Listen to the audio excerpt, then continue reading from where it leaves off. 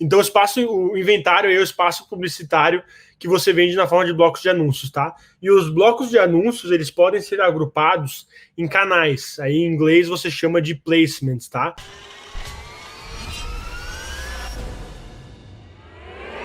Então, basicamente, quando você quer, assim, agrupar digamos que você quer agrupar todos os seus blocos de anúncios do desktop num canal chamado desktop, todos os blocos de anúncios do mobile num canal chamado mobile. Então, basicamente, o canal ele é um agrupamento aí de blocos de anúncios que facilita essa hierarquia, depois facilita na organização, tá? Qual que é a estrutura de blocos de sucesso? Assim, eu vou dar uma estrutura de blocos de sucesso para vocês. Eu já vou adiantar aqui, galera. O que eu vou passar aqui, vocês podem fazer da forma como vocês quiserem, tá? Tipo, aqui eu dou várias boas práticas, dou várias dicas para que eu fui aprendendo com o tempo. Mas, assim, ó, uma coisa que é clara é que organização dá ROI, tá? Então, você se organizar, ter as coisas bem organizadas, seguir uma nomenclatura, vai ajudar você a ter mais sucesso na venda do seu inventário. Então, a estrutura que eu faço, e eu sempre recomendo para os meus clientes, para a galera da comunidade, para todo mundo que acompanha o canal, essa estrutura de você nomear o site, tá? Ah, mas Pedro, eu só tenho um site, eu só tenho lá o site fulano ciclano.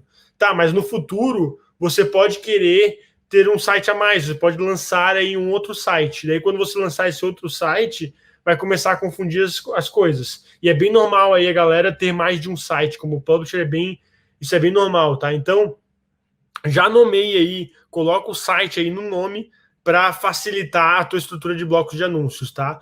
Outra coisa que você vai fazer é sempre separar os blocos de anúncios com esse underline aqui ou com um tracinho, tá? Não deixe em branco, ou espaço em branco, porque não sei quem manja aí de programação, mas em geral você deixar espaços em branco na programação dá muitos aí algoritmos não detectam esse espaço em branco, dá erro, né? Então, uma boa prática é sempre você não ter nenhum espaço em branco, você usar ali um underline ou esse tracinho aqui, tá bom?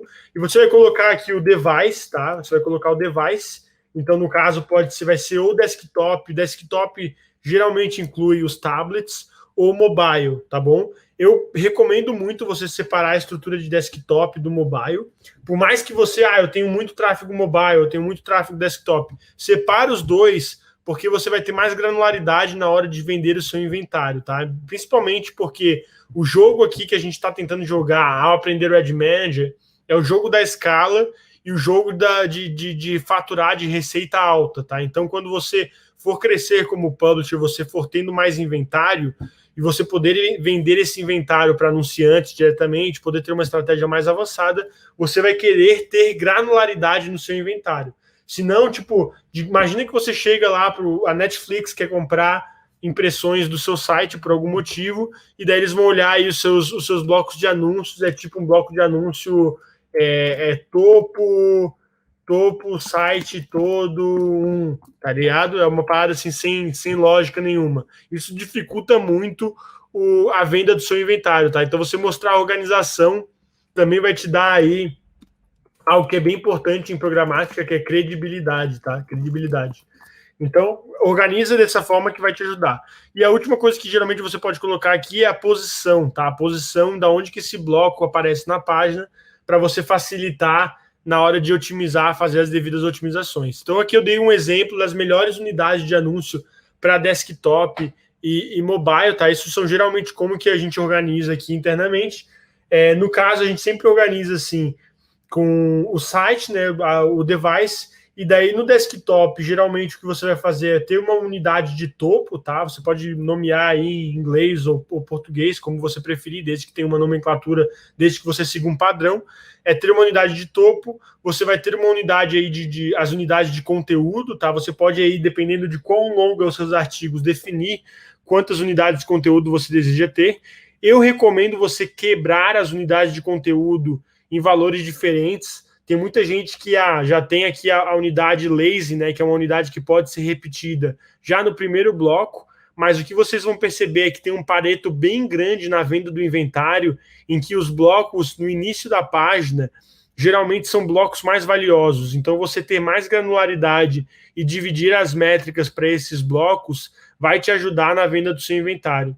Então, nos meus sites, a gente geralmente faz a divisão do topo, content 1, 2, o 3, e depois do 3 a gente tem um lazy, que é uma unidade que pode ser repetida, porque a gente mostrou ali, com base na análise de dados, que matematicamente, a partir do quarto, quinto bloco, os anúncios ficavam pouquíssimo valorizados, assim, então não fazia mais sentido fazer um separamento das unidades, tá?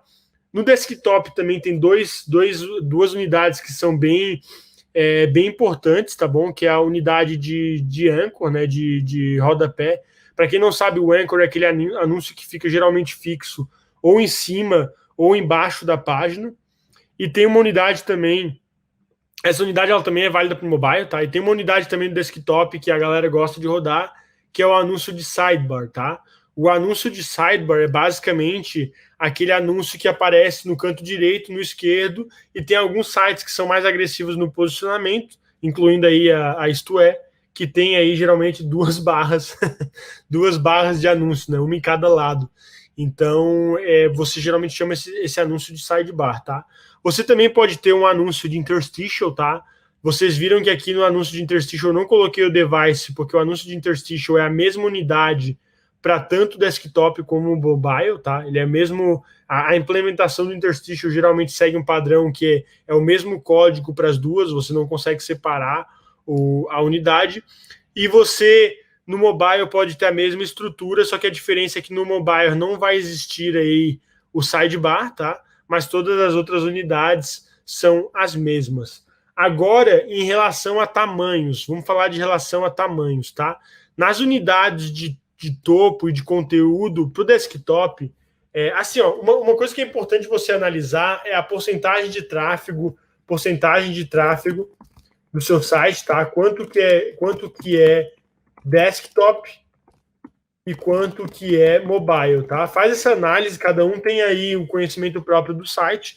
No meu caso, nos publishers que eu geralmente trabalho mais próximos, a maior parte do tráfego é mobile, tá? Então, geralmente, a galera simplifica bastante o setup do desktop para não complicar e para deixar assim, até o desktop um pouco mais clean. Então, eu geralmente gosto de rodar o 300 por 250 no desktop e o 336 por 280, que são formatos quadrados, tá? Mas tem pessoas, assim, dependendo do teu volume de tráfego desktop, se for um volume mais relevante, talvez faça sentido para você rodar o 728 por 90 e o 970 por 90, tá? Eu vou falar aqui quais que são os principais tamanhos em termos de performance, né, de desempenho para cada posição, mas eu lembro aí a vocês que se vocês forem na central de ajuda aqui do Ad Manager, tá? Vocês vão conseguir achar os melhores, aqui tem todos os melhores, aqui, ó, Top Performing Ad Size, a gente pode colocar até aqui em português, vai ter todos os tamanhos de anúncios que, de acordo com o Google, são os tamanhos de anúncio de melhor desempenho. Sempre é legal você testar, tá? Até uma coisa que eu esqueci de falar aqui para vocês, que vai ser bem importante agora que a gente vai começar a entrar nas trincheiras aqui da organização ali dos blocos de anúncios, você tem que ter aí uma mentalidade de cientista maluco, de testar as coisas, tá bom? Porque se você não testar as coisas em programática, você vai perceber que várias vezes os players de programática eles não entendem tão bem a fundo as funcionalidades e até alguns produtos são tão complexos que até às vezes o Google ou pessoas que trabalham no Google têm dificuldade em entender o produto. Então você, como cientista maluco, está testando as coisas, claro que sempre aí seguindo as políticas, né? Seguindo as políticas, vai te ajudar a achar oportunidades, tá? Ser curioso, assim, vai te ajudar a achar oportunidades e estar na frente, tá? Não seguir a manada. Então, tem esse approach de cientista maluco que você vai conseguir descobrir muita coisa que vai te ajudar a evoluir no mercado de programática, legal? Então, vamos lá, voltando aqui para os principais tamanhos. O 300 por 250 e o 336 por 280 são tamanhos aí bem relevantes, tanto no desktop quanto no mobile, são os meus tamanhos aí favoritos, tá? No mobile são disparados os tamanhos de melhor desempenho para anúncios no conteúdo.